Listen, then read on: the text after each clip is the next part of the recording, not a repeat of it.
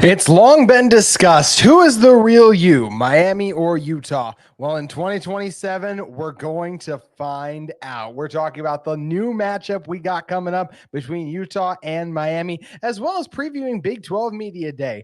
All that and more on today's Locked On Utes.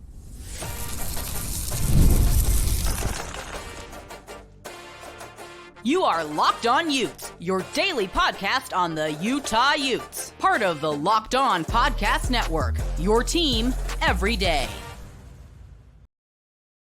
Hello, everyone, and thank you for making Locked On Utes your first listen every single day. We are available on all platforms, including YouTube and wherever you may get your podcast. If this is your first time tuning into our show, make sure you like and subscribe. Love interacting with all of you in the YouTube comments as well as on social media, where you can follow our show on X at Locked On Utes today. Today's episode of Locked On Utes is brought to you by GameTime. You can download the GameTime app, create an account, and use code LOCKEDONCalls. That's all caps, no spaces, for $20 off your first purchase. Terms do apply. My name is JT Wistricll, former intern inside the University of Utah Athletic Department. And on today's show, we're going to be previewing Pac-12 Media Day. We talked about it from Coach Whittingham's perspective, really honing in on the players' perspective. What I'm interested to hear, the four captains that Utah has sent be asked. Close with a cool stat on recruiting visits. But to lead off the show, we have to start with the massive news that just dropped out of nowhere today, that Utah and Miami are going to be playing in 2027 on Labor Day weekend in a big matchup between the Big 12 and ACC. And, going to the press release that Utah put out there, this is going to be an ESPN event in 2027 that's going to be held in Allegiant Stadium. So Rice-Eccles South, you absolutely have to love that. And it'll be a matchup between Big 12 and the ACC powerhouse. Obviously, when you get a program like Utah going against a program with the strong tradition that Miami has, it's incredibly exciting. And you can see the sentiment that's held by, Miami's athletic director, of course, Mark Harlan for Utah also chiming in with it. And this is going to be a lot of fun. It sucks, of course. We have to wait until 2027 to see it, but look, we've long talked about the battle, not the battle for the U, but like who's the real you has been said before, right? Is it Utah? Is it Miami? There's been many people's opinions of things of that nature. And obviously that Miami brand with some of those national championships, it's been harder for Utah to met. Utah kid doesn't have those to say, but Utah has been the better program recently. And who's going to be the better program by the time 2027 rolls around? I'm excited to find out because look, by then, we've talked a lot about the Kyle Whittingham thing. There'll be a lot of, previewing Big 12 Media Days, right? That'll be a big topic discussion, how long Kyle Whittingham's going to keep going. I think we'd all be a little surprised if Kyle Whittingham was leading Utah in 2027, but hey, you never know what's going to happen. One thing I do think is likely is that Mario Cristobal will still be leading Miami. And a lot of Utah fans, of course, will remember the last time that Utah played Mario Cristobal. It worked out pretty well for Utah. In fact, the last two times it worked out great. That game in both those games in 2021, the Brant Kuithe return game, the game where Utah wore those iconic gray jerseys honoring the past of the Navy veterans, just such an awesome atmosphere, one of the best I've ever been a part of. Some of the loudest you've ever heard that stadium, right, when Brant Kuithe took that kick back. And then fast forward into the Pac-12 championship game, and that was an Oregon team that was still ranked inside the top. They were still a top 5, top 10 team. Top 5 team I know when Utah beat them the first time. I think they were a top 10 team when Utah beat them the second time. And it was that was the first Pac-12 championship. So obviously great memories, both those dominant wins too against Mario Cristobal. And it's going to be fun that Utah gets to match up against him again in such a massive opening weekend game. And I know I've seen all the memes and the jokes and everything about how Mario Cristobal shaking here he has to play Utah again, which I do enjoy. I know that. I'm sure Mario, if he could chime in, would probably point out back to that 2019 Pac-12 championship game. But we like to focus on the recent history. So we'll look at the two big wins that Utah had the last time they played against Cristobal. But I do think that Miami program is trending in the right direction under Cristobal. And I know last year 7-6 was a disappointment, but they lost some games they shouldn't have. I think Tyler Van Dyke, there's always going to be a limited ceiling with him as your quarterback. I expect them to take a big step this year. I think that Cristobal knows how to build a program. I think Cam Ward is an incredibly talented quarterback. You guys who watch those games that Utah played against Washington State will remember some of the big throws and big plays that he made. And I think having a better supporting cast around him at Miami, because I do think it will be a better supporting cast, is going to lead to quite the season. I heard someone recently, I forgot who off the top of my head, say that they thought Ward was capable of a Jaden Daniels like Heisman run out of nowhere where it's not really expected. I could see that for Cam Ward. I don't think Miami will be ranked that high to have a chance. I guess they could be in the top 15. That's where LSU kind of ended up at. So I don't think it's out of the realm possibility. But either way, I do think that is a Miami program that is trending upward. I expect Utah to stay relevant with Morgan Scalley leading the charge. Of course, I expect him to be the coach by the time 2027 rolls around with Kyle Whittingham step down. And I don't see it going poorly for Utah where they would have to make a change after a few years or so. So I think it'll be fun getting two just intense and strong culture building coaches in Mario Cristobal versus Morgan Scalley facing off and, just continuing to dive in this game. This is just fantastic for Utah's brand because a matchup of this caliber on ESPN, the Vegas Kickoff Classic in Allegiant Stadium, Labor Day weekend. They didn't set the date, the time, all of that. Of course, that always gets set. The time we won't know till 2027. Maybe the date will be set sooner rather than later. I think there's a real chance this game could be played on Labor Day itself or on just the Sunday. Sure, they could throw it in on Saturday or Friday or maybe even Thursday. I'd be fine for any of those Labor Day weekend, but this is a big game. Like if you're announcing it this early, like marketing it, a big brand in the Big 12. I'm going to probably butcher that a few times throughout the course of. I'll probably start with Pac-12 and then have to correct myself and say Big 12 over the duration of me hosting this show because we're still getting used to that transition. But it's going to be awesome just to watch and get to see what Utah is going to be doing in the Big 12. I can't wait to see them continue to grow and evolve their brand. I think Miami's trending in the right direction. So the fact that they are placing the Big 12 wanted to put Utah here, the fact that ESPN wanted Utah here shows the Utah brand is just continuing to grow and is ascending. And I feel like is in an incredibly strong place. And Miami is one of the most recognizable brands in the sport still, despite their lack of recent success. So there's going to be a lot of eyeballs on this, hence why I expect it to get primetime treatment. It'll be one of the marquee ESPN games going into that weekend because we expect both teams to be good. So I just don't expect it to kind of get thrown into the shuffle of a Saturday. We have so many games going on. I think it will get a more deserved primetime slot or a sole slot on maybe a Sunday or a Monday game because I just think that's how you're going to attract the most eyeballs. And I definitely think that is the goal with this game, is to get as many eyeballs on it as possible because it's a nice just when you're billing a game up to this magnitude and announcing it all these years in advance, big non-conference matchup, the battle for who is the real you. I think that deserves a solo time slot compared to the other college football teams that are going to be playing on Labor Day weekend, of course. So I'm excited for this game, see how it plays out. We have no idea who's going to be on Utah's team. We'll see. Is Isaac Wilson going to be the quarterback when this game rolls around? Who knows? Like there's a lot still up in the air, but excited it's happening against a big brand such as Miami, and we'll have plenty of time to break it down. But one thing we got to break down because it's about to happen is Big 12 Media Days. They're here. Utah set to take the stage today, and we're talking about what it all means in one moment. But first, I want to talk to you all about one of the sponsors of today's episode of Locked On Utes. Today's episode of Locked On Utes is brought to you by our great friends at GameTime.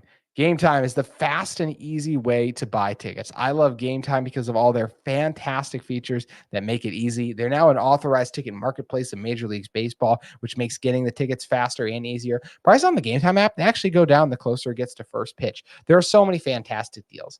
Whether they have those zone deals where you save even more when you choose a section and let GameTime choose the seats. How about the flash deals? Save even more with exclusive in-app deals on select seats ahead of the game or event, or even that low price guarantee where GameTime will credit you 110% of the difference. The panoramic seat view allows you to know exactly what kind of a view you'll have when you make your purchase, and that ticket coverage is fantastic. The GameTime ticket coverage allows your purchase to be covered with the most flexible customer service policy in the ticketing industry, so you can take the guesswork out of buying MLB tickets with GameTime. Download the GameTime app, create an account, and use code LOCKEDONCollege for $20 off your first purchase. Terms apply. Again, create an account and redeem code LOCKEDONCOLLEGE with capital LO and all of college capitalized for $20 off. Download GameTime today. Last minute tickets, lowest price guaranteed.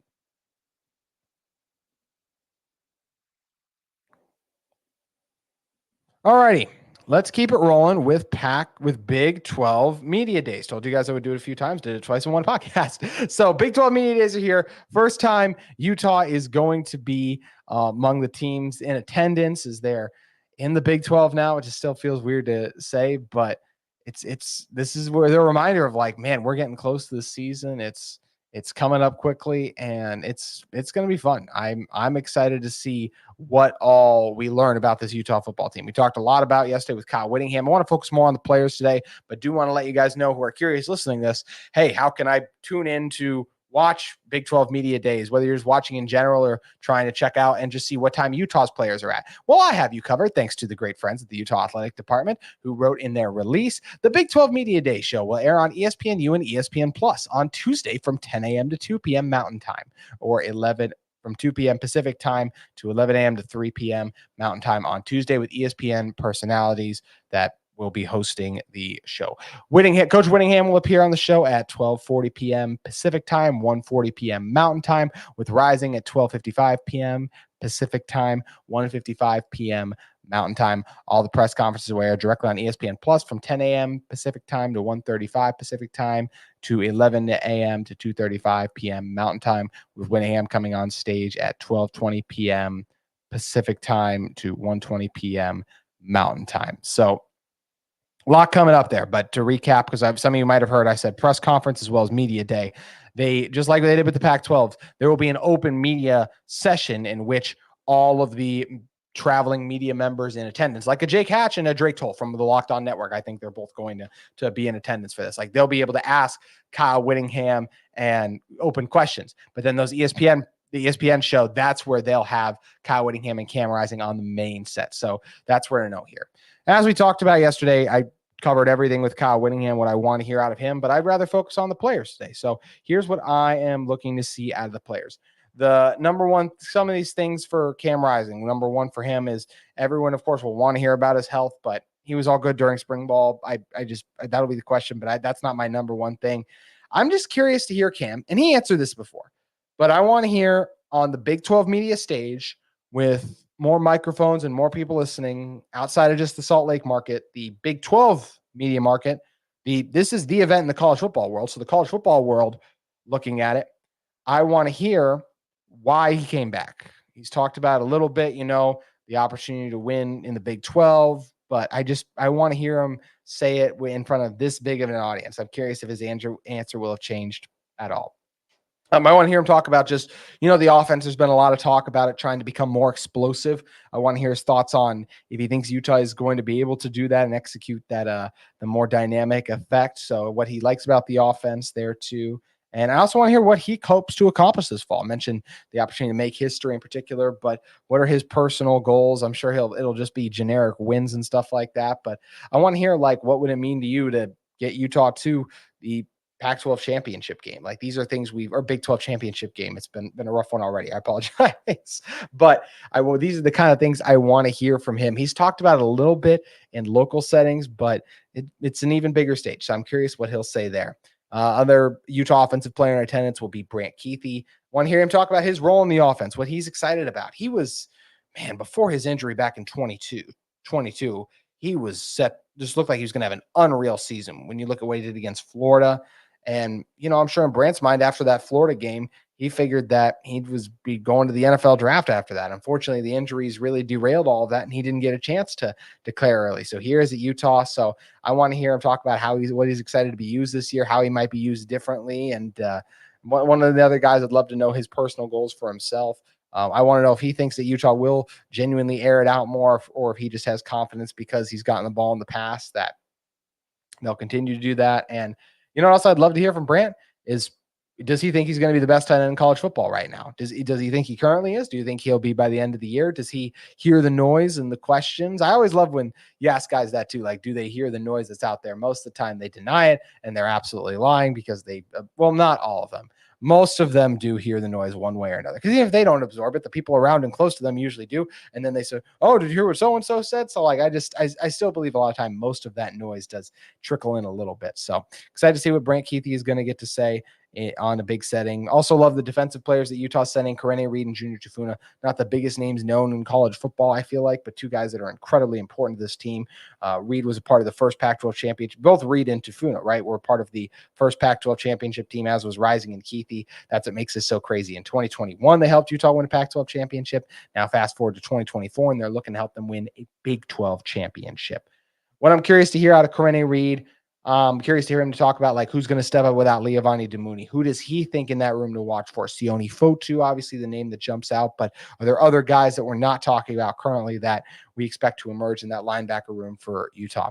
I also just want to hear him talk about what excites him most about year 3 for him and Lander. These guys have been doing it for a few years now. Injuries haven't allowed them to play every snap together, of course, but going back to the first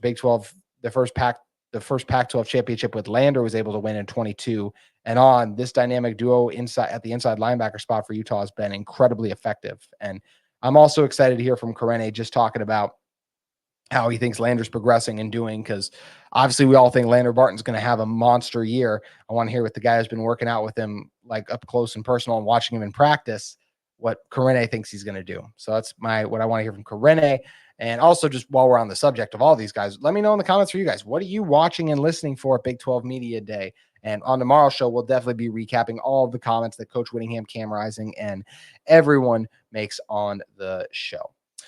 Keeping it rolling here with Junior Tafuna, the last captain Utah's sending. I want to hear him just talk about how good this front seven can be, because I think they can be one of the best in college football. And I'm sure he'll feel the same way. So I'm excited to hear his thoughts on that. He's another guy. I want to know what his personal goals are, right? Like, he's been at Utah for a while now. What does he want to do? Is it win Big 12 championship? Does he have individual goals for himself? Also looking to see from him, like, who's going to surprise us? Who's going to be the guy who comes in out of nowhere this year like Keanu Tanavasa did last year?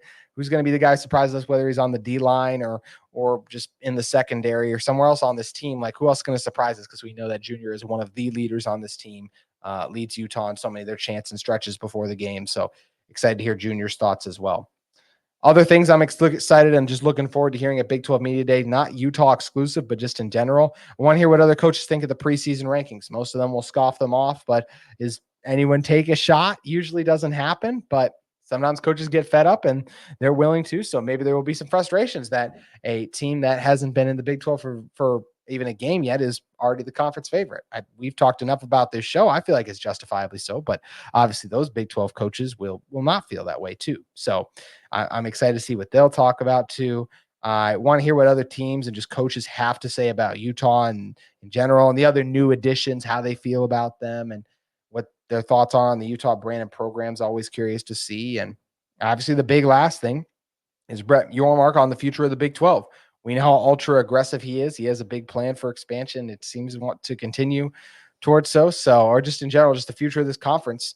I'm very curious what Commissioner Yormark is going to say when he speaks to the media too. So that'll be fascinating to watch and see how it plays out. And it's a lot different this year than it was last year when we were getting ready for Pac-12 Media Days, right? And then 20-something days later, 2 weeks, whatever it was, then Utah's to leave for the Big 12. And now here we are, our first Big 12 Media Day. So it's crazy how time flies, but Big 12 Media Day is here. Can't wait to consume all the content and see what is said about Utah, what the players said. We'll be talking about all our biggest takeaways on tomorrow's show for sure. But before we get out of here today, I want to talk about something very interesting that was lost in the shuffle of all the news cycle and everything that's been going on. It was something that Josh Furlong, who's the beat writer, of course, of KSL.com, tweeted out on July 1st that all 13 of Utah's commits for the 2025 class, this comes to us from Josh's X account. So all 13 of Utah's commits from the 25 class took official visits to the university in June. The summer recruiting has started to become a bigger part for the program. This year was the most official visits to the school in program history, and it's likely only to grow. That's a great point by Josh, highlighting, and that number is now 14-2 with McNair having committed to Utah since Josh put that tweet out. So it's all 14 guys now took official visits up to the program. And I wanted to talk about this to end the show because as we move more towards this season, recruiting will get pushed to the back burner. But I think this is incredibly important. In today's era of college football, and I mean, it was always the case, but I feel like especially now, I just think relationships are so important when NIL is the way that it is and people are flaunting money and other resources and things at you. I think there's a lot of value in getting a guy in your building and not just saying, hey, here's the cash we're going to offer you. And I don't know if that's what happens on these recruiting visits. I'm just in general, we know NIL is a part of the game, but like saying, hey, we're going to bring you in. We want to talk with you about how you'll be used in person. We want to show you the facilities, show you what our team is like, what our culture is like. I just think now when the bigger programs can use money as such a large recruiting thing, and Utah's can get outbid for recruits very easily because of the powers that are the Big Ten and SEC school members and just the amount of cash they're bringing in versus a Utah. I think it's incredibly important that Utah continues to host as many visits as they can, build these connections, because connections are always going to be stronger in person than they are over the phone. It's all when you're in person, you have to it's the most real form of communication, right? Like if you're on a phone call, on a Zoom call or whatever like that, like it's still there, but it's not the same as being face to face. We all know that. So I just think this is huge for the program that they can embrace this part of college football more, because it is incredibly important bringing those guys in, forming and building those connections with them, and just giving them a vision and pitching them on how they would be used. So love that Utah recruiting really ramped up their efforts in terms of bringing in more visits. They're reaping the benefits by getting some quality commitments, and it could very well even end up with them being able to flip Jerome Miles. And part of that was Utah answering the questions that Miles had on his visit. No, they weren't extreme questions, but the way and the detail that Utah answered them is, if they land him,